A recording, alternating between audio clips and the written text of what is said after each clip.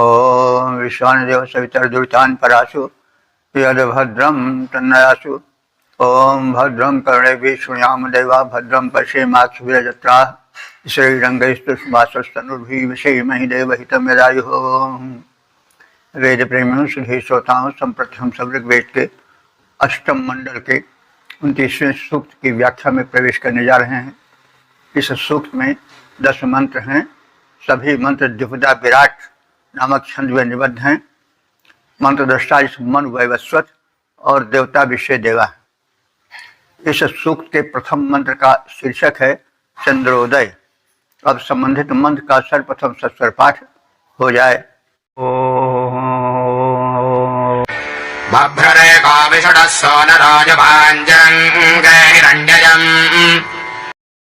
इस प्रथम मंत्र में सोम की महत्ता और उसकी शोभा का कथन है, किंतु सोम यहाँ सोम रस से संबंधित नहीं है, वरन चंद्रमा से इसका संबंध है। तो ज़्यादातर लोग सोम माने चंद्रमा ही जानते हैं और सोमवार बना है उसी से कि चंद्रवार है। तो लेकिन प्रायः ऋग्वेद में सोमरस से ही सोम का संबंध है, लेकिन इस मंत्र में सोम का संबंध चंद्रमा से है। सोम सौम्यता का प्रतीक है और चंद्रमा को सुधाकर कहा भी जाता है। ऐसी मान्यता है कि चंद्रमा में अमृत है। तो यह कथन झूठा तो नहीं है, अमृत जरूर है। चंद्रमा की किरणों से अमृत झरता है, तभी तो लोग कार्तिक की पूर्णिमा में खीर वगैरह खुले वातावरण में रखते हैं ताकि चंद्रमा की किरणों में व्याप्त अमृत उसमें आ सके। तो सोम अमृत का भी प्रतीक है, सोम सोमरस का प्रतीक है। तो अब उसी संबंध में सोम को चंद्रमा के रूप में देखा गया है और उसकी विशेषता का कथन किया गया है। एकः सोम जो है वो अकेला है, एक है। और बभ्रु माने तेजस्वी वर्ण वाला है। और कैसा है? विष्णुः सर्वत्र संचरण करने वाला है। और कैसा है? सुंदरा उत्तम नायक की भांति दिखाई पड़ता है। और युवा माने तरुण रहता है, क्योंकि चंद्रमा नित्य एक ही रूप में, तरुण रूप में दिखाई पड़ता है। जैसे आज से हजारों साल पहले चंद्रमा में चमक थी, वैसे आज भी है, इसलिए वह नित्य तरुण है। और हिरण्यम अंज अंते, हिरण्य कहते हैं सोने को। तो हिरण्यम अंज माने सुनहरे रूप में, वह अंके माने प्रकट होता है। जो उसका वर्ण होता है वो स्निग्ध होता है और समझ पड़ता है कि सुनहला है, सोना घुला हुआ है। उससे उसकी चमक, उसका चित्ताकर्षक रूप सामने आ जाता है। सोम तेजस्वी है, यानी चंद्रमा तेजस्वी हैं, सर्वत्र गमनशील हैं। कोई भी देश हो वहाँ चंद्रदेव देखे जा सकते हैं।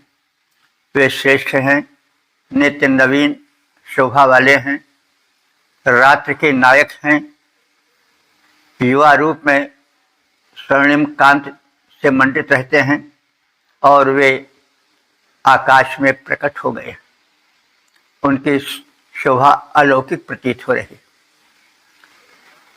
तेजस्वी नित्य तरुण नवीन सर्वत्र गमन करने वाले ये निशानाथ हैं प्रकट हुए, ये निशानाथ हैं प्रकट हुए, स्वर्णिम आभा धरने वाले। ओम 8-29-2 ऋषि वैवस्वत मन, देवता अग्नि, और शीर्षक है महिमा मंडित अग्निदेव। अब सर्वप्रथम इस मंत्र का सस्वर पाठ हो जाए।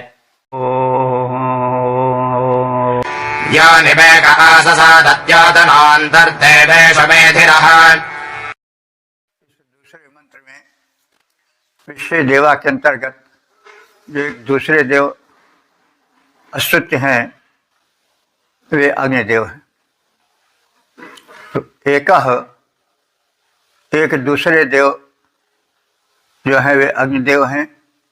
द्योतका वे तेजस्वी हैं, मेधिरा मेधावी हैं, देवेशु अंतः योनिम वे अपनी महत्ता के कारण देवों के मध्य में स्थान पाए हैं और आससाद इसलिए देवों के मध्य में प्रतिष्ठित होकर उपस्थित रहते हैं। तेजस्वी और मेधावी देव एक अपर देव हैं विश्व देवा के अंतर्गत और वे अपनी महत्ता के कारण देवों के मध्य में सम्मानपूर्ण स्थान प्राप्त करते हैं। ये अग्नि देवता मेधावी तेजस्वी हैं, इतने महान आकर के मध्य बैठते हैं, देवों में पा उत्तम स्थान। ओम 8:29 देवता विश्व देवा। शीर्षक है अष्टधारी त्वष्टा देव। अब संबंधित मंत्र का सर्वप्रथम सस्वर पाठ हो जाए। वाशी में को बिभर्ति हस्त आजसे बंदरते वैशनिध्रविः। इस तीसरे मंत्र में त्वष्टा देव की विशेषता बताई गई है। जैसे विश्व देवा हैं, उन विश्व देवा के अंतर्गत सभी देव आते हैं। आप इस सूक्त में देखिएगा कि भिन्न भिन्न नामधारी देवों का परिचय दिया गया है, संक्षिप्त परिचय दिया गया है। तो इस क्रम में एक अपर देव जो हैं वे त्वष्टा हैं। त्वष्टा स्रष्टा को कहते हैं। ये शिल्पी टाइप के माने जाते हैं देव, लेकिन अब उस परब्रह्म परमात्मा से अधिक बढ़कर कौन शिल्पी होगा, कौन कारीगर होगा,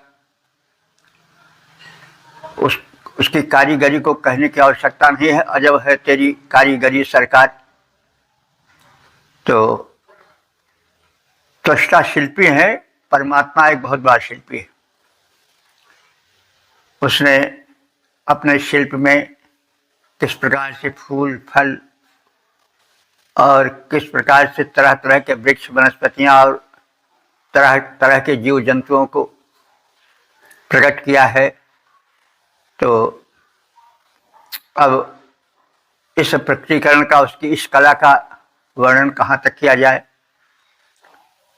तो इसलिए वो सबसे बड़ा शिल्पी है परमात्मा, जिसने एको हम बहुत श्याम के अंतर्गत अपने अनंत सृष्टि को प्रकट किया और सभी आश्चर्यजनक रूप रंग और कृत्यों से विभूषित हैं। तो इस सिलसिले में त्वष्टा देव की महिमा का कथन है। एक तीसरे देव जो हैं वे त्वष्टा देव हैं। देवेशु अंतः निध्रुवी देवों के मध्य में, अंतः मध्य में, देवों के अंदर यानी देवों के मध्य में वो निध्रुवी माने दृढ़ता से, ध्रुव पूर्वक यानी दृढ़ता से अपनी महत्ता के कारण बैठते हैं और हंसते।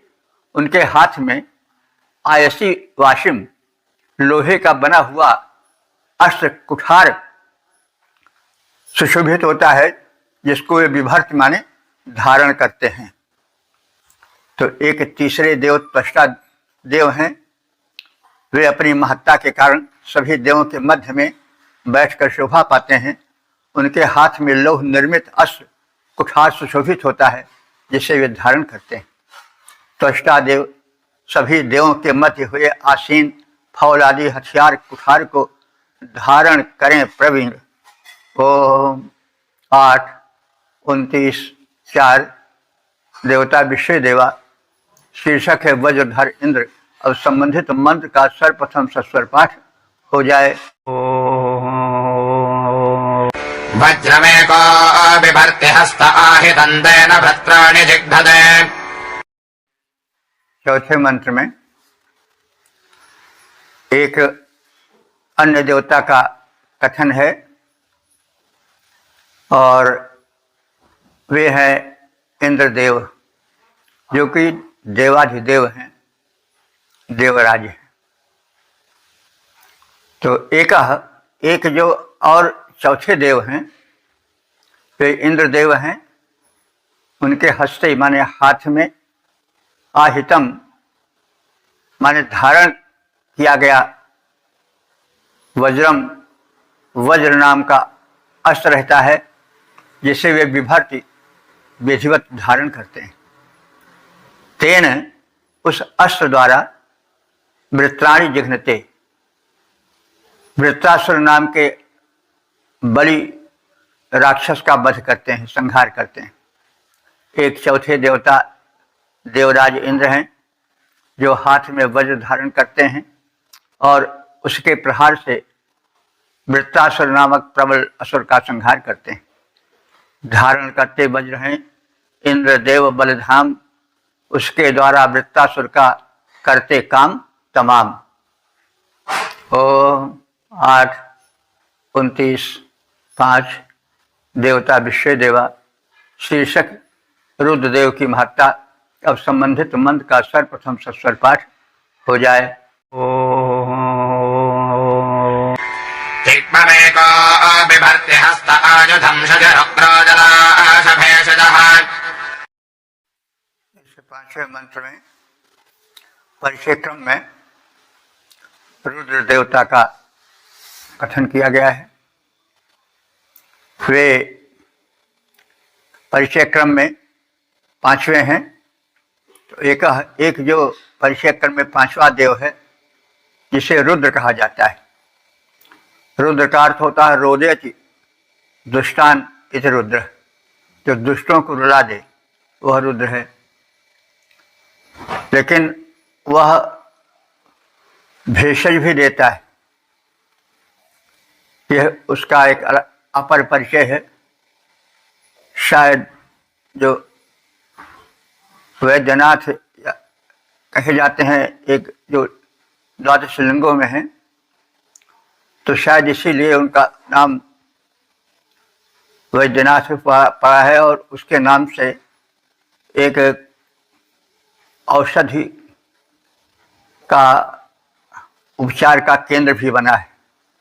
लोग कहते हैं वैद्यनाथ की हमको दवा दीजिए। तो हो सकता है जो रुद्र का एक नाम वैद्य भी है, क्योंकि औषध से वेद में इनका कथन है कि ये औषधियाँ देते हैं और बड़ी कारगर औषध होती है। तो इसी कारण से द्वादश लिंगों में वैद्यनाथ है, जिसके नाम से एक औषधालय या एक कंपनी बनी है दवा की। हो सकता है यही कारण हो, क्योंकि रुद्र को तो लोग प्रलयंकर देवता मानते हैं, भयंकर देवता मानते हैं, लेकिन यहाँ पर उन्हें उपचार करने वाले एक वैद्य के रूप में भी देखा गया है। लेकिन उनका उपचार प्राकृतिक उपचार है, प्राकृतिक चिकित्सा से संबंधित है। वे जलाश माने जलों के द्वारा, भेषज माने दवा देते हैं और रोग दूर करते हैं। जलाश भेषज जल के द्वारा रोगों को दूर करने वाले वैद्य हैं। शुचि वे पवित्र हैं, लेकिन इसके साथ साथ ही उग्र हैं, उग्र। वे पवित्र होते हुए, शांत होते हुए भी उग्र हैं, भयंकर। शुचि उग्र, वे पवित्र हैं, साथ ही साथ उग्र भी हैं। हस्ते तिग्मम आयुधम विभर्ति, हस्ते माने हाथ में, तिग्मम माने तीक्ष्ण, आयुध माने अस्त्र, विभर्ति माने धारण करते हैं। तो उनके हाथ में पिनाक नाम का एक धनुष होता है, जिसको धारण करते हैं। तो वे हाथ में तीक्ष्ण अस्त्र पिनाक को धारण करते हैं। तो एक अन्य देव रुद्रदेव हैं जो जलोपचार द्वारा रोग दूर करते हैं, पवित्र होने के साथ साथ प्रचंड भी हैं तथा हाथ में तीक्ष्ण अस्त्र पिनाक को धारण करते हैं। देखिए, देव हमारे यहाँ जो है वे ऐसे अहिंसक नहीं है कि जो चाहे वो ढकेल दे। प्रत्येक देवी देवता के हाथ में कोई न कोई अस्त्र है। यह स्पष्ट करता है कि अस्त्र के बिना शक्ति जो है वो अधूरी रहती है, क्योंकि दुष्ट और दानवी शक्ति इस संसार में बड़ी प्रबल है। तो भाई, जो दानव है, जो दुष्ट है, वो हाथ जोड़ कर तो नहीं भगाए जा सकते। उनके लिए तो शक्ति का प्रयोग आवश्यक है। इसमें कुछ अधिक कहने की आवश्यकता नहीं है, क्योंकि संसार में जो राक्षसी तत्व है वो 3 हिस्से से ज्यादा है, तो वो प्रबल है। इसलिए अस्त्र शस्त्र का होना आवश्यक है। इसीलिए बौद्ध धर्म भारत में नहीं रह पाया, क्योंकि उसका सहारा लेकर जीने वाला सम्राट अशोक आदि जो है वो शासन को क्षीण करते गए और अंत में विदेशी आक्रमण शुरू हो गए। तो पुष्यमित्र शुंग नामक एक ब्राह्मण था जिसने अंतिम मौर्य सम्राट का वध कर दिया, शासन सत्ता अपने हाथ में संभाली और जो शक हूण आदि आक्रमणकारी थे उनको खदेड़ कर देश के बाहर किया। तो अब अहिंसा से काम तो नहीं चलता है। दुष्ट आक्रमण कर रहा हो या संघ व्याघ्र आक्रमण कर रहे हो तो उसे हाथ जोड़ के महाराज क्षमा कर दो, हम अहिंसक हैं, तो फिर उसका प्रभाव नहीं पड़ेगा उसको। तो उसके जवाब देने के लिए अस्त्र धारण करना, प्रहार आवश्यक है। तो इन्हीं रुद्र का विकास होते होते भोले भाले कहा गया है। लेकिन भोले भाले के साथ भी है कि भोले हैं लेकिन भाले भी लिए हुए हैं। तो भोले भाले ऐसे नहीं, भोले हैं पर भाले भी हैं। तो रुद्र हैं, वो शिव हैं तो रुद्र भी हैं, क्योंकि बिना रौद्र रूप के शिवत्व तो नहीं आ सकता। कल्याण अस्त्र शस्त्र से ही, शांति अस्त्र से ही स्थापित होती है। तो इसलिए इस मंत्र में जो शक्ति है उसका प्रारूप दिखा दिया गया है कि बिना शक्ति के शांति स्थापित नहीं हो सकती है। यह रुद्र के रूप में स्पष्ट कर दिया गया है।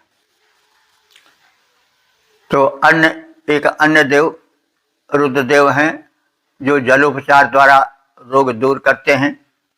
वे पवित्र हैं लेकिन प्रचंड भी हैं तथा हाथ में तीक्ष्ण अस्त्र पिनाक नाम का धनुष धारण किए रहते हैं।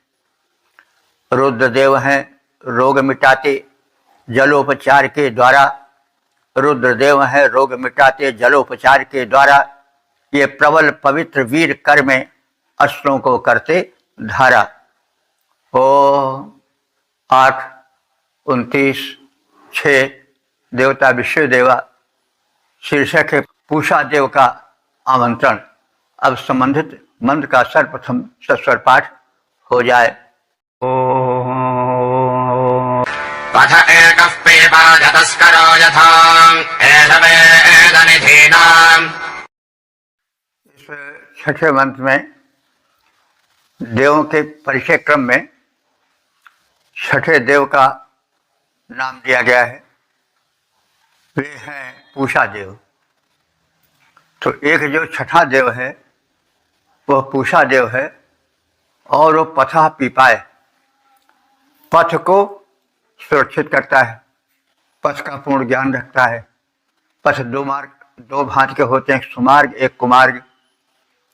तो ये प्राणियों के दोनों रास्तों को जानते हैं कि कौन सुमार्ग पर चल रहा है, कौन कुमार्ग पर चल रहा है, और तदनुसार उसे दंड और पुरस्कार मिलता है।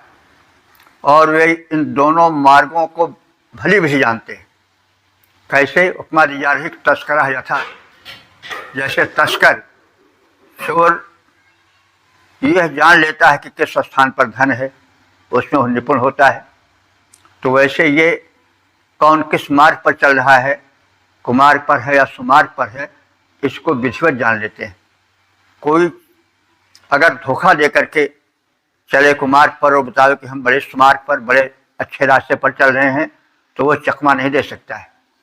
ये विधिवत जान लेते हैं पूषा देव कि कौन सुमार्ग है, कौन कुमार्ग है, कौन किस रास्ते से चल रहा है, कोई चकमा नहीं दे सकता है। ऐसा निधि नाम वेद, ये खजाने को वैसे ही जान लेते हैं।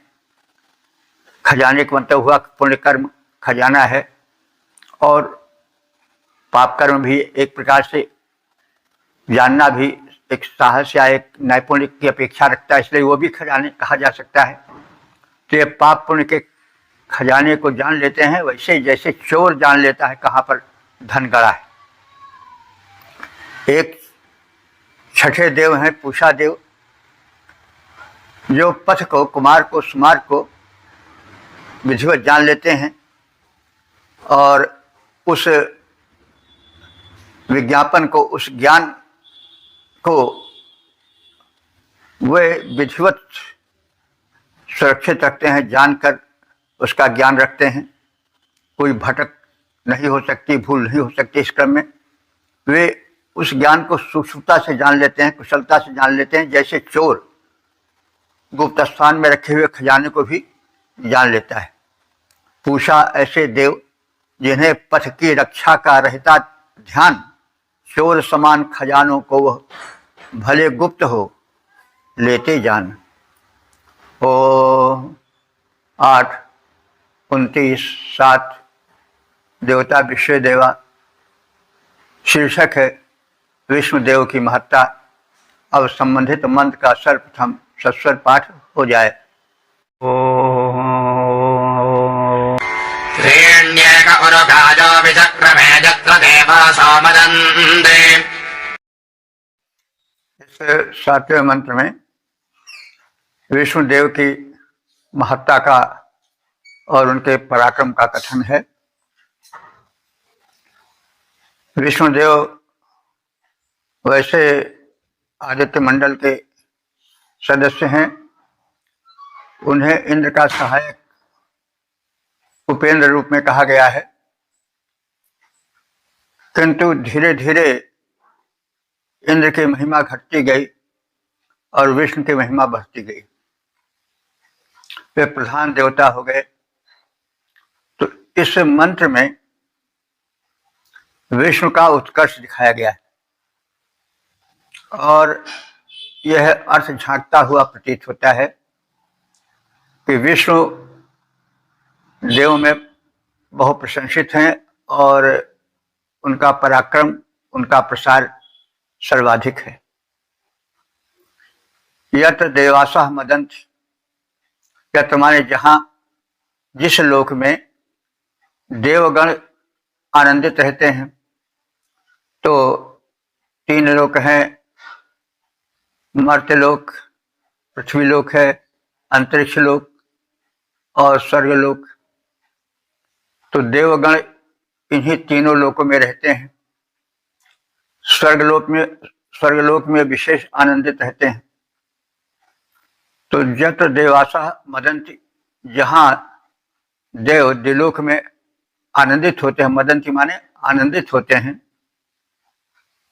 और उरुगाया, उरुगाय माने जिसका प्रशंसन या जिसकी प्रशंसा बहुत अधिक होती है, और वो एकमात्र देवता विष्णुदेव हैं, जिन्होंने कि विचक्र में अपने 3 डगों में तीनों लोगों को नाप लिया। तो जिन लोकों में देवगण आनंदित रहते हैं, स्वर्गलोक आदि लोक जो है जहाँ देवगण बड़े प्रसन्न होकर रहते हैं, उन तीनों लोकों को परम प्रशंसित देव विष्णु ने अपने 3 कदमों से नाप लिया है। जिन तीनों लोकों में सुरगण आनंदित हो करे निवास, 3 डगों में नापा उनको विष्णुदेव ने भर उल्लास। अब इसका वास्तविक अर्थ समझा जाए। बातें अधिकतर आलंकारिक रूप से प्रतीक रूप में कही जाती हैं। इस त्रिविक्रम विष्णु के रूप का तो पौराणिकता में बलि को, और बलि जिसने तीनों लोगों पर अधिकार कर लिया था, उसको त्रिविक्रम अर्थात वामन रूप में तीनों पैरों से नाप लिया था। तो बलि का तो कथन नहीं है कहीं। और बाद में पुराणों में बलि का रूप दिया गया है कि बलि एक दानव था जो बलशाली था और उसने तीनों लोगों को अपने वश में कर लिया था, लेकिन बड़ा भारी दानी भी था। और उस दान के माध्यम से विष्णु ने उसको चकमा दिया, या विष्णु ने पराशर देवों को उत्थान देने के लिए उस बलि के समस्त प्रसार को नाप लिया अपने 3 डगों में। अंत में उसको इस मर्त्य लोक से पाताल लोक में जाने को विवश कर दिया। ये तो पौराणिकता है, वेद में कहीं ऐसा नहीं है। वेद में तो यह सूर्य रूप में है, विष्णु जो है वो सूर्य रूप में है। विष्णु का अर्थ होता है व्यापक, और व्यापक कौन है? सूर्य सबसे अधिक है। और देव तो सिमटे हैं, कोई देवलोक में सिमटे हैं, कोई अंतरिक्ष में है, कोई पृथ्वी में है, लेकिन विष्णु माने विष्णु का अर्थ व्यापक होता है। जो सूर्य सीधे सूर्य से संबंधित है। सूर्य का प्रकाश देवलोक में भी है और देवलोक से ऊपर के लोकों में भी है, और उनका प्रकाश और उनकी किरणें अंतरिक्ष में भी आती हैं और पृथ्वी पर भी आती हैं। इसलिए वो व्यापक हैं। विष्णु का अर्थ व्यापक होता है। तो विष्णु का यानी सूर्य का एक रूप विष्णु भी है, जो कि व्यापकता सूचित करता है। और सच पूछिए तो विष्णु ही या सूर्य ही जो है वो भिन्न भिन्न रूपों में 12 आदित्यों के रूप में कथित हैं। प्रथम उपासना क्रम में सौर उपासना चली, सौर सूर्य की, लेकिन कालक्रम में ये जो सौर है, सौर माने सूर्य, आदित्य का जो मंडल है वो विष्णु में समाहित हो गया सब। और सौर संप्रदाय जो है, सौर सूर्य से बनता है, जैसे सौर ऊर्जा। तो सूर्य संप्रदाय चला, लेकिन कालक्रम में वो अधिक टिक नहीं सका। और जो वैष्णव है, विष्णु की उपासना करने वाले, वही रूप चल पड़ा। फिर सातों संप्रदाय से अनेक रूप में, और फिर विष्णु को अवतार का रूप भी दिया गया। उनके 10 अवतार या 24 अवतार दिखाए गए पुराणों में, जिनमें रामावतार और कृष्णावतार विशेष प्रसिद्ध है।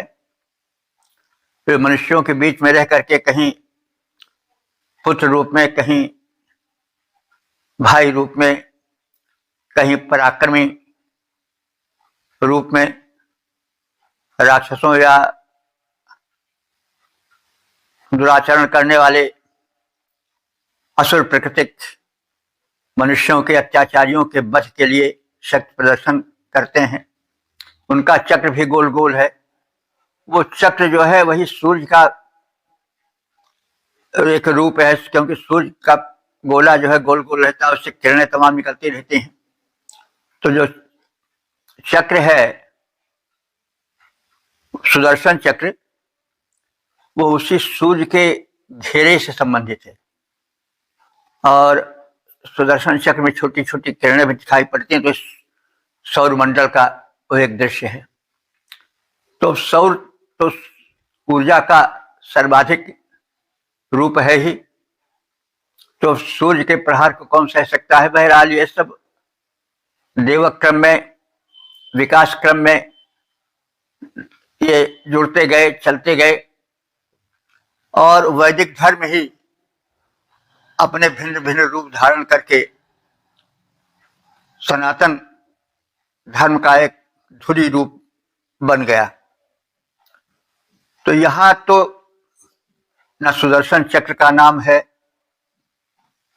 न कुछ और रूप है। यहाँ उनके विष्णु रूप का कथन है। विष्णु माने व्यापक।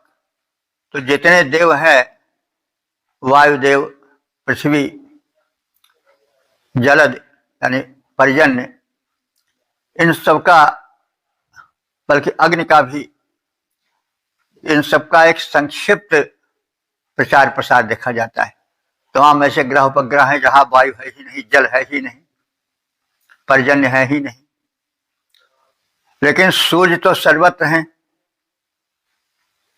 पूरा सौरमंडल उन्हीं से चलता है, उन्हीं पर केंद्रित है। तो देव शक्तियों में जो विश्व माने व्यापकता है, सर्वाधिक सूर्य में है। तो सूर्य होते होते विष्णु रूप में लीन हो गया और उनके अवतार भी दिखाए गए। तो यह तो एक जरा वैचारिक रूप है, क्योंकि जो वस्तु है वो होते होते होते होते वहां तक पहुंच जाती है जहां उसकी पहचान भी कठिन हो जाती है। परिवर्तन जो है होते होते इतनी दूर चला जाता है कि वो अपने पहचान के बाहर भी हो जाता है। तो इसी क्रम में थोड़ा हमने यह बताना आवश्यक समझा कि जो विष्णु है वो वो जो है आदित्य मंडल के एक सदस्य हैं, जिनका केवल 4 या 5 सूक्तों में ऋग्वेद में है वर्णन। सर्वाधिक तो सूर्यदेव, वो सर्वाधिक तो इंद्रदेव का है जो 250 सूक्तों वाले हैं, फिर अग्निदेव का है। अब 4 या 5 सूक्तों में सीमित है विष्णु। तो ऋग्वेद में उनका कोई विशेष स्थान नहीं है। हाँ, इस मंत्र में भले देखा जा सकता है कि जो विष्णुदेव का जो सौर मंडल के या आदित्य मंडल के सदस्य हैं, सामान्य सदस्य हैं, उनका रूप कुछ विकसित यहां दिखाई पड़ता है। वे तीनों लोकों को नापने वाले हैं, डगों से उसकी नाप जोख कर लेने वाले हैं। तो इसका अर्थ हुआ कि तीनों लोक में उनके पैर पहुंचते हैं, किरणें उनके पैर हैं। तो यहां महत्ता झांकती हुई प्रतीत होती है विष्णु की। बाद में पुराणों में उनको बल से जोड़ दिया गया, ये कर दिया गया। वेद में ऐसा कुछ नहीं है। तो अब ये थोड़ा हमने समझा कि परिचय दे दिया जाए। विकास क्रम में जो परिवर्तन होता है उसको दिखा दिया जाए। तो जिन लोकों में देवगण आनंदित रहते हैं, स्वर्गलोक आदि जो लोक उसी को कहा जाता है, उन तीनों लोकों को परम प्रशंसित देव विष्णु ने अपने 3 कदमों से नाप लिया। तो 3 पैर अगर चाहें तो प्रातः, मध्याह्न और सायंकाल का रूप भी हो सकता है। किरणें उनके पैर हैं और तीनों लोकों में उनका प्रसार रहता है। सबसे अधिक जो विष्णु रूप, व्यापक रूप है आदित्यों का, वो विष्णु के रूप में है। और यही विष्णु रूप बाद में रामायण महाभारत में, रामायण में राम रूप में, महाभारत में कृष्ण रूप में, और बाद में अन्य रूपों में महत्ता पाता गया। ये थोड़ा सा वैज्ञानिक विवेचन है। तो जिन लोकों में देवगण आनंदित रहते हैं, उन तीनों लोकों को परम प्रशंसित देव विष्णु ने अपने 3 कदमों से नाप लिया है। जिन तीनों लोकों में सुरगण आनंदित हो करें निवास, 3 डगों में नापा उनको विष्णु देव ने भर उल्लास। ओ 8, 29, 8। देवता विश्वदेवा शीर्षक है अश्विनी कुमारों के विमान। अब संबंधित मंत्र का सर्वप्रथम सस्वर पाठ हो जाए। बिभर्त्वा जरद एकजासः प्रप्रभासे वसतः। 8वें मंत्र में विश्वदेवा के अंतर्गत अश्विनी कुमारों की स्तुति है, उनके वैशिष्ट्य का कथन है।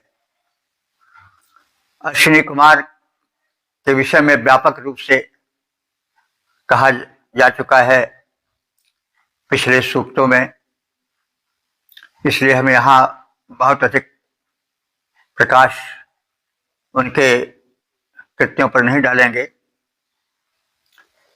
जो लोग विशेष ज्ञान के इच्छुक हों अश्विनी कुमारों के, वे पिछले एपिसोड में जहाँ अश्विनी कुमारों की प्रशंसा है उनका परिचय उसको देख लें।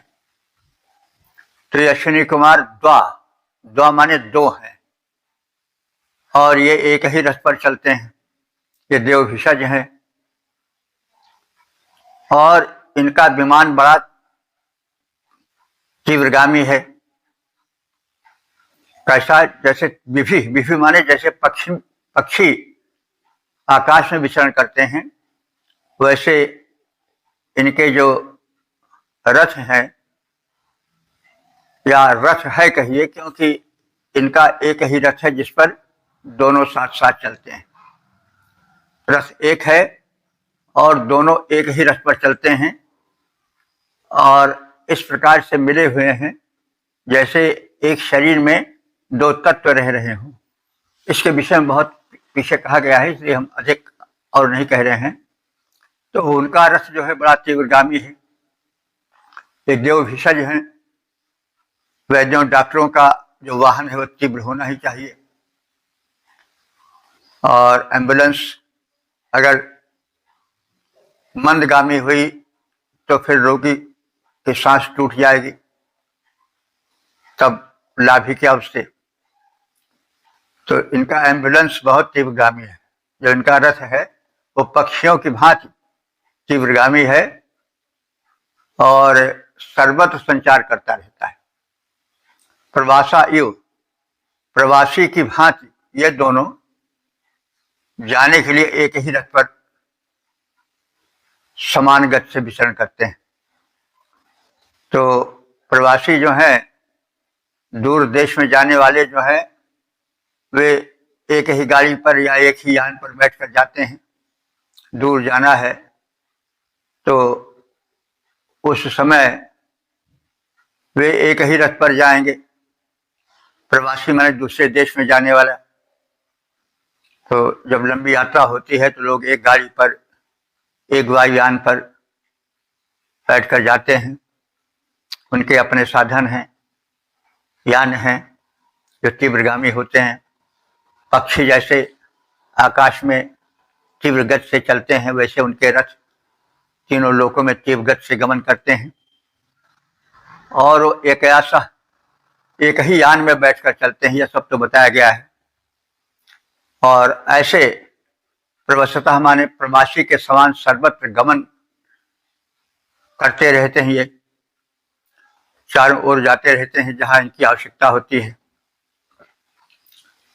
तो दो देव अश्विनी कुमार एक ही रथ पर चलते हैं और पक्षी नुमा निर्विघ्न आकाश में विचरण करने वाले की भांति इनके विमान आकाश मंडल में विचरण करते हैं, सर्वत्र संचार करते हैं और समान यान से ये प्रवासी पुरुष की भांति सर्वत्र जाते हैं। ये अश्विनी कुमार देव दो करते हैं सर्वत्र संचार तथा प्रवासी एक यान से आते जाते बारंबार। ओम 8-29 देवता विश्वदेवा और विषय है मित्रावरुण के प्रशिष्ट कृत्य। अब संबंधित मंत्र का सस्वर पाठ हो जाए। ततोऽद्वाचक्राते उपमादिभिः सम्राजा सर्पिणा सुदे। इस नवे मंत्र में विश्व देवा के अंतर्गत मित्र और वरुण की प्रार्थना और उनके स्वरूप का कथन है। उपमा द्वा, जो उपमा ऐसे देव जिनकी उपमा स्वयं उन्हीं से हो, मतलब जो अद्वितीय हैं। तुम समान तुम तात, मानस में कहा गया है कि मनसा क्रम, मन से क्रम से वचन से तुम्हारी समानता और कोई नहीं सकता। तुम समान तुम तात, अपनी उपमा तुम ही हो। यानी तुम्हारे कहा जाए कि किसके समान है, तो यही कहा जाएगा कि तुम ही के समान हो। तो यह महत्ता का चरम द्योतन है। तो उपमा द्वा, हे दोनों मित्र और वरुण देव, तुम स्वयं अपनी उपमा हो, यानी अनुपमेय हो। तुम दोनों की उपमा किसी अन्य से नहीं दी जा सकती। तुम इतने महान हो कि तुम्हारी उपमा तुम ही हो। तुमसे कोई बढ़ चढ़ कर है ही नहीं कि तुमसे उसकी उपमा की जाए। सर्पिश आसुति सम्राजा, सर्पी कहते हैं घृत को। तो सर्पिरा सुति, जब तुम घृताहुति पाते हो तो सम्राजा माने सम्यक रूपेण राजते सम्राजा, तो तुम्हारा तेज बहुत अधिक हो जाता है। तुम सम्राट जो प्रतीत होते हो। घृताहुति पाकर तुम्हारा तेज अत्यंत महान, अत्यंत विशाल हो जाता है कि तुम उस समय सम्राट के समान शोभा पाते हो। सम्यक राजतैत सम्राटा, प्रभावशाली और सुशोभन तुम्हारा रूप हो जाता है।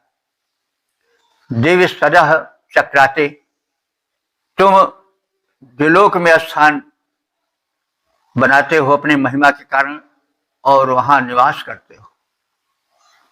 अत्यंत तेज संपन्न देवता द्वय मित्र और वरुण घृताहुति पा करके प्रकाशित होते हैं। वे दिव्य लोक में अपनी महत्ता के कारण निवास करते हैं। तो मित्र और वरुण ये भी आदित्य मंडल के सदस्य हैं। ये सूर्य के ही रूप हैं और सूर्य 12 आदित्य जो है वो 12 महीने में एक महीने में उनका जो रूप होता है वही उनका 12 रूप है। सूर्य गर्मी में अधिक प्रचंड रहता है और उसके बाद फिर उसका रूप ना अधिक प्रचंड ना अधिक शीत रहता है। और फिर इधर माघ पूष में तो उसका रूप बड़ा शीतल हो जाता है। और इधर बैसाख और चैत्र और इन सब गर्मी के महीनों में उसका रूप बड़ा प्रचंड हो जाता है।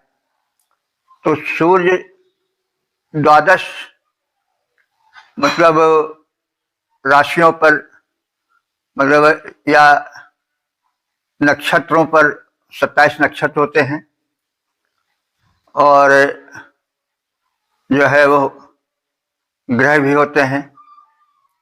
तो इन ग्रहों और नक्षत्रों पर सूर्य राशि के हिसाब से विचरण करता रहता है। मेष वृष मिथुन कर्क सिंह कन्या तुला, ये सब राशियां हैं। राशियां क्या है? तारों का एक समूह है।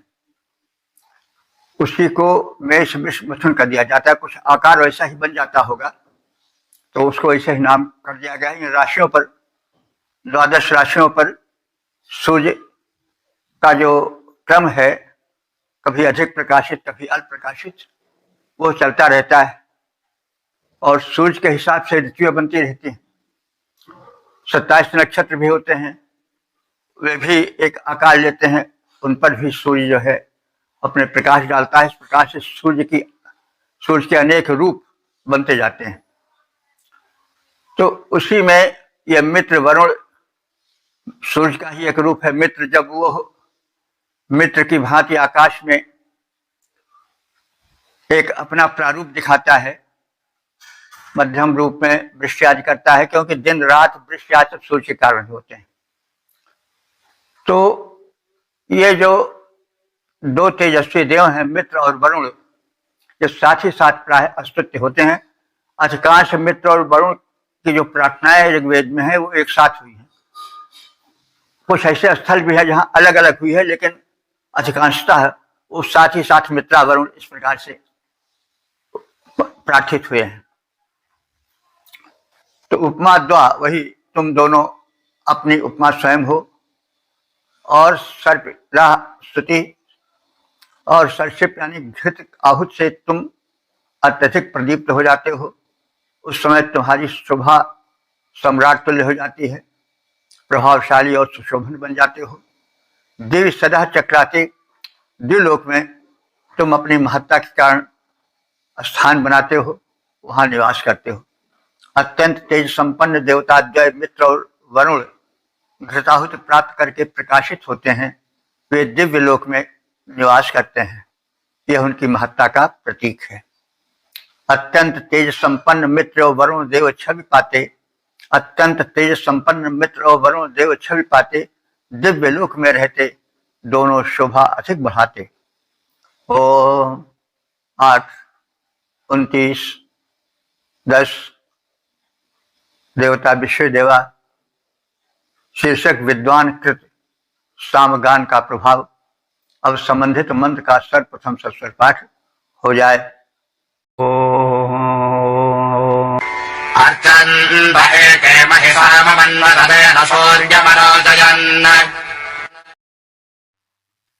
इस 10वें मंत्र में जो समापन का मंत्र है, उसमें यह कहा गया है कि जब उषा काल में यज्ञ प्रारंभ होता है तो सामगान भी होने लगता है, संगीत सहित मंत्रों का पाठ होने लगता है,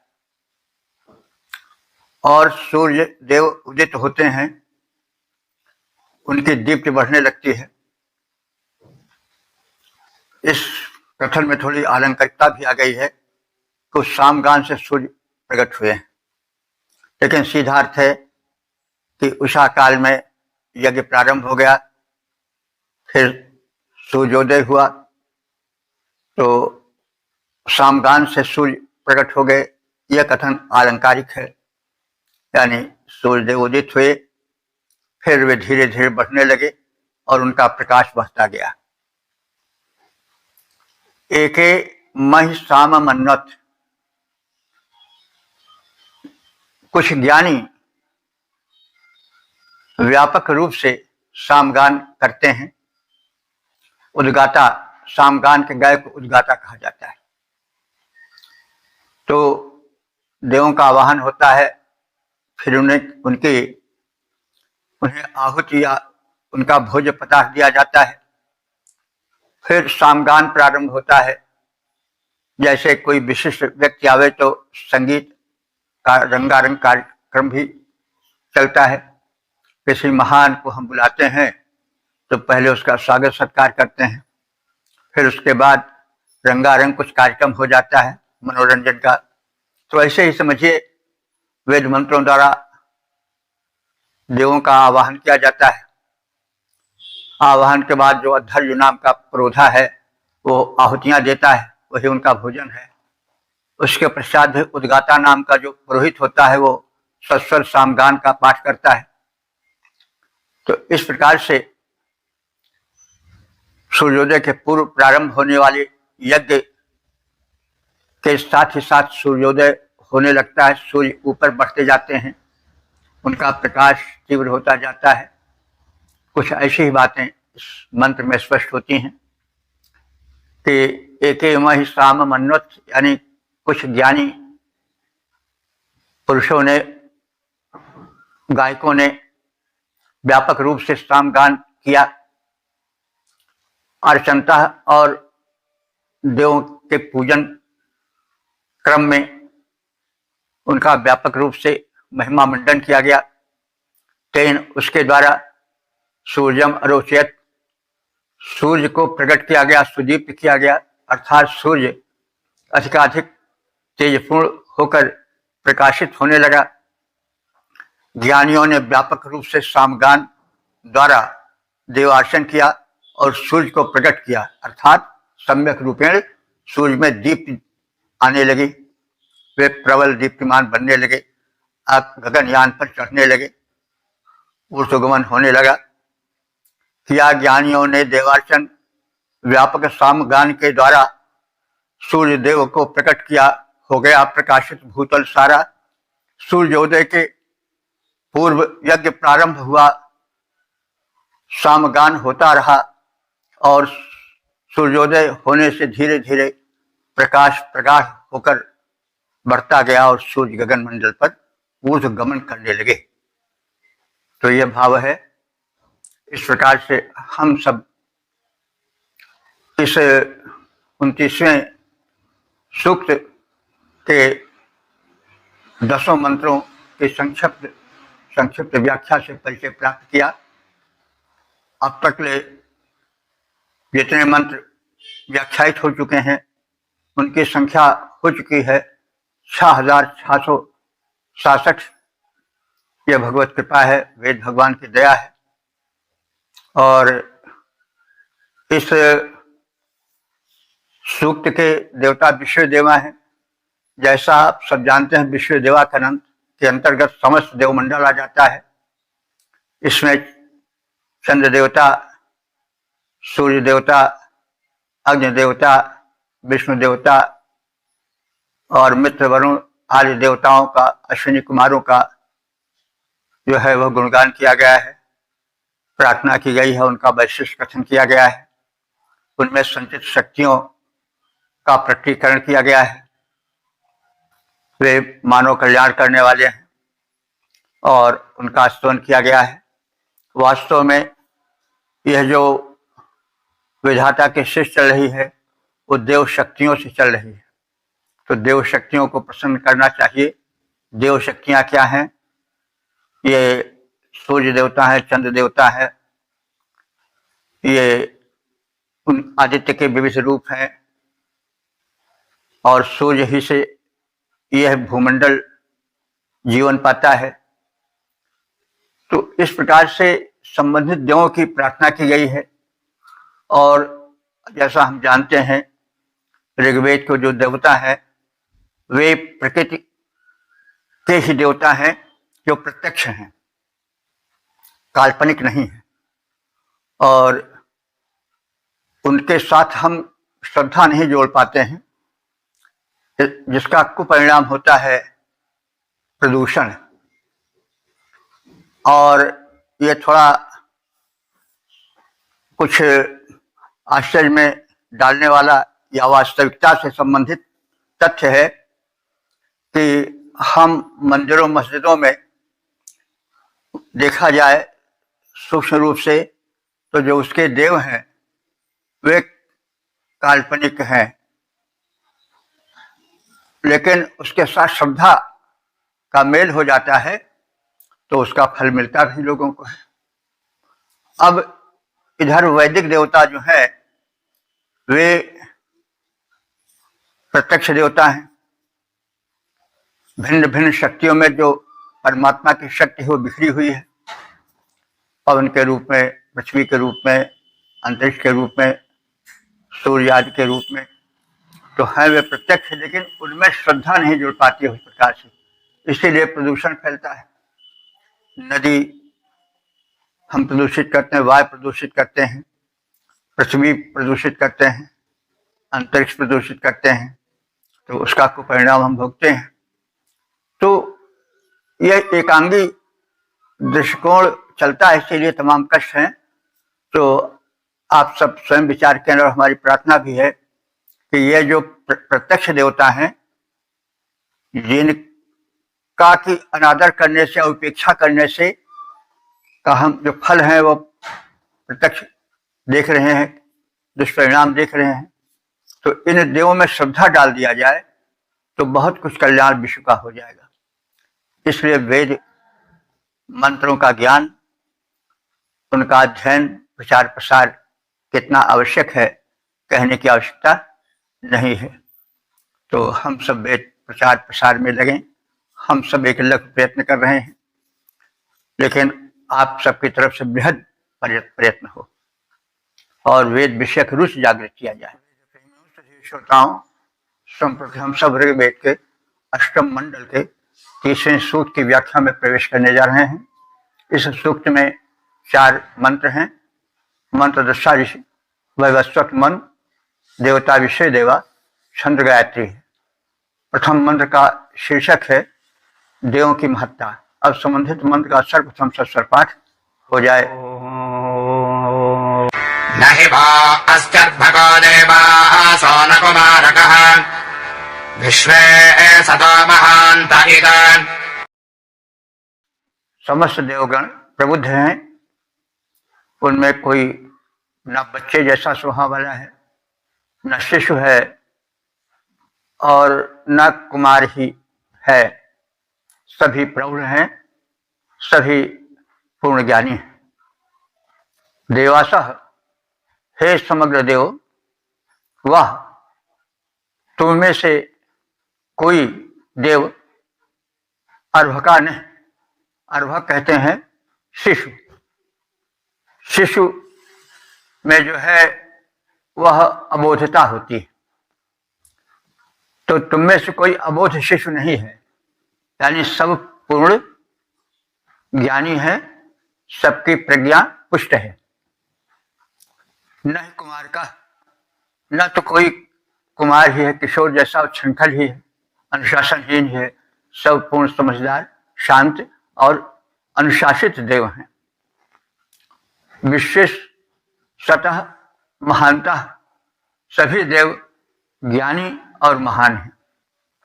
हे देवताओं, तुम में से कोई बच्चे जैसा अबोध नहीं है, न किशोर जैसा उच्छृंखल है, अनुशासनहीन है। तुम सभी देवों पूर्ण ज्ञानी हो, महान हो और परिपक्व हो। हे देवों, तुम में से कोई शिशु समान अज्ञान नहीं, जो किशोर उच्छृंखल चंचल तुम सब में है नहीं कहीं। तुम सबके सब ज्ञानी हो, अनुशासित हो, संगठित महान, सबके सब परिपक्व, पूर्ण ज्ञानी, विज्ञानी, पूर्ण सुजान। ओम 8:30:2 विषय देवा देव हैं। शीर्षक है श्रेष्ठ और सुखद देव। अब संबंधित मंत्र का सर्वप्रथम सस्वर पाठ हो जाए। इतिस्तुतासो असधारिषादसोऽध्यस्थत्रयश्चत्रिंशच्च मनोर्देवादिग्निजासः। इस दूसरे मंत्र में यह कथित है कि जो 33 संख्यक देव हैं वे सभी पूज्य हैं, सभी ज्ञानी हैं, सभी महान हैं और हिंसकों को खा जाने वाले हैं, रुलाने वाले हैं। वे सब पूज्यतम हैं और संख्या में 33 हैं। वे अस्तुत्य हैं। तो इस प्रकार से उनकी महत्ता का कथन है। इसे दूसरे मंत्र में ऋषा दशा, ये 33 देव हिंसकों के शत्रु हैं, उनको खा जाने वाले हैं, यानी उनको पूर्ण रूप से नष्ट कर देने वाले हैं।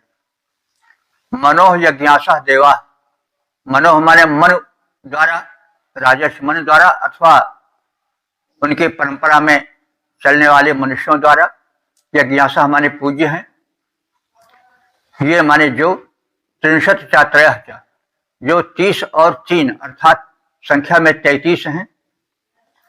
अस्तुतासा असत और सभी अस्तुत के योग्य हैं। हे देवताओं, तुम हिंसकों के संहारक हो। मन द्वारा अथवा मन पुत्रों मनुष्यों द्वारा तुम मननशील हो, पूजनीय हो। तुम सब प्रमुख रूप से 33 की संख्या में अस्तित्व हो, विराजमान हो। तो 33 संख्या में देवाते हैं, 12 आदित्य, 11 रुद्र, 8 वसु, इंद्र और प्रजापति। तो ये 33 अस्तित्व हो और महान हो। हिंसक हत्यारों के रिप हो, मनु द्वारा हो पूजित महान। संख्या में हो 33 पूज्य। हे देवों, तुम सब विद्यमान।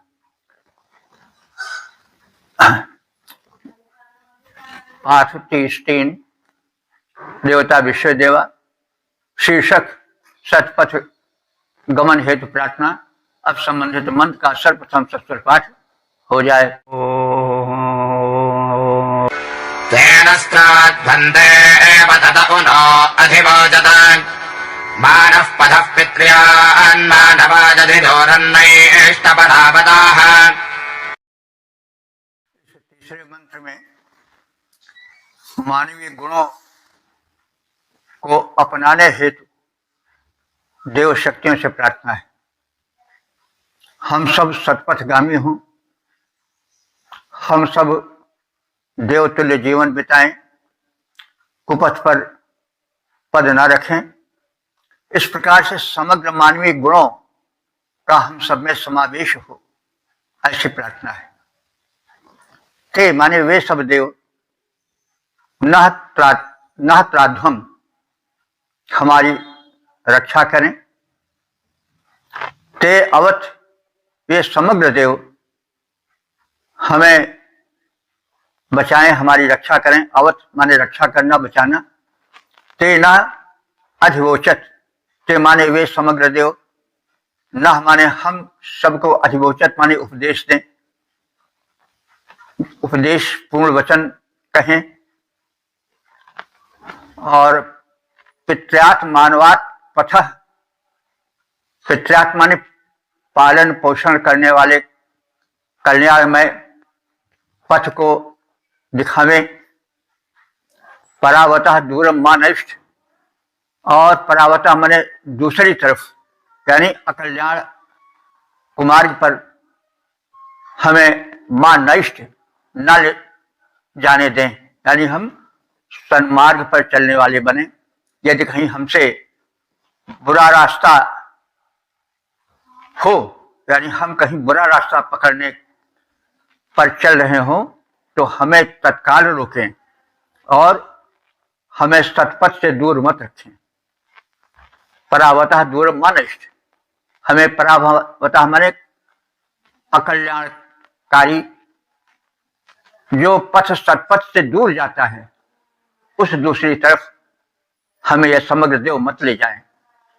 मतलब हमें सदैव सुमार्ग पर ले जाएं, कुमार्ग पर जाने ही न दें। हमारा जीवन पवित्र हो, पूर्ण हो, सात्विक हो और सुखी हो। ये मानवीय गुणों के पराकाष्ठा का इसमें प्रवेश है, तदर्थ प्रार्थना है। हे देवों, तुम सब हमें बचाओ, कुमार्ग पर जाने न दो, सदा सदुपदेश देते रहो। हमारे पालक पोषक ज्ञानोचित, हमारे पालक पोषक ज्ञानोचित मार्ग से ले चलो, विपरीत मार्ग से हमें चलने से रोको। हम अनिष्ट मार्ग से न चलें। अगर कहीं हमारे कदम डगमगा जाए तो हमको संभालो, सतपथ से दूर मत जाने दो। हे देवों, सन्मार्ग दिखाओ, हमें कुपथ से सदा बचाओ। हे देवों, सन्मार्ग दिखाओ, हमें कुपथ से सदा बचाओ। सतपथ पालन पोषक रक्षक, उससे ही हमको ले जाओ। हमें कुपथ से रोको देव, हमें सुपथ ही सदा दिखाओ। इस प्रकार मेरे जीवन को पूर्ण निरापद सफल बनाओ। ओ 8:34 देवता विश्व देवा। शीर्षक है रक्षा हेतु प्रार्थना। अब संबंधित मंत्र का सर्वप्रथम सस्वर पाठ हो जाए। ये देवास इह स्थन विश्वे वैश्वानरा उत अस्मभ्यं शर्म सप्रथो गवेश्वाय गच्छत। इस चौथे मंत्र में जो इस सूक्त का समापन का मंत्र है, इसमें यह कहा गया है कि समग्र देव हमें सतपथ पर ले चलें और हमें प्रसिद्धि दें, सुख दें। वैश्वानर देवासः, वैश्वानर माने समस्त मनुष्यों को, देवासा माने देव मार्ग से ले चलें, और देवासा माने देवगण। जो यह समग्र देवगण हैं, वे हम समग्र मानवों को उत्तम पद से ले चलने वाले हों। देखिए, यह वैदिक भावना की व्यापकता है कि यहाँ पर मानव मात्र के कल्याण की बात कही गई है। केवल अपने स्वार्थ में सिमट करके कुछ कहने की बात नहीं है। यह विषय जो संपूर्ण देव हैं, यह स्थान हमारे इस प्रार्थना स्थल पर, यज्ञ भूमि पर आ जाएं, उपस्थित हो जाएं, ऐसी प्रार्थना है। और गवे अश्वाय अस्मभ्यम, हम सबके लिए गोधन दें, अश्वधन दें, शर्म यक्षत, और हमें शर्म माने सुख होता है, और हमें शर्म यक्षत माने सुख प्रदान करें। सुप्रथा, हमें विशाल पथ दिखावें, विशाल यश दें, प्रसिद्धि दें। समस्त मानवों को, संपूर्ण मानवों को सन्मार्ग की ओर ले चलें, और सन्मार्ग की ओर ले चलने वाले हे देव, हमारे समीप आकर हमें और हमारे सभी मनुष्यों को गोधन अश्वधन से संपन्न करो, और हम सबको व्यापक रूप से सुख सौविध्य प्रदान करो। हम तुम सबसे हे देव विनत भाव से प्रार्थना कर रहे हैं। हे देवो, तुम मनुष्य मात्र को सच पथ पर ले जाते हो, भांति भांति से रक्षक बनकर सुख सुविधा दे जाते हो। आओ तुम समीप हम सबके व्यापक सुख सुविधाएं लाओ, हमें हमारे पशु समूह को सुख सुविधाएं देते जाओ। इस प्रकार से वेद भगवान की कृपा से हम सब ने 8वें मंडल के 30वें सूक्त के चारों मंत्रों का ज्ञान प्राप्त किया। अब तक ले जो मंत्र व्याख्यायित हो चुके हैं, उनकी संख्या हो चुकी है 6670। यह परम कृपा है भगवान की, वेद भगवान की अनुकंपा है। इस सूक्त में समस्त देवों से प्रार्थना है और मानव मात्र के सुख सुविधा के लिए प्रार्थना है। सन्मार्ग पर ले चलने की विशेष प्रार्थना है। मानवीय गुणों के प्रवेश के लिए विशेष प्रार्थना है और संपन्नता की मांग की गई है। सतपथ दिखाने हेतु प्रार्थना है और मानवीय गुणों से परिपूरित करने हेतु प्रार्थना है। यह प्रार्थना निस्वार्थ भाव से मानव मात्र के कल्याण से संबंधित है। यह वेद की उत्कर्ष की प्रशस्त भावना भरी गई है और इस प्रकार से इन मंत्रों द्वारा मानव मात्र का कल्याण संभव है। इसलिए वेदाध्ययन परम आवश्यक है। ओम सर्वे भवन्तु सुखिनः, सर्वे सन्तु निरामयाः, सर्वे भद्राणि पश्यन्तु, मा कश्चित् दुःख भाग् भवेत्।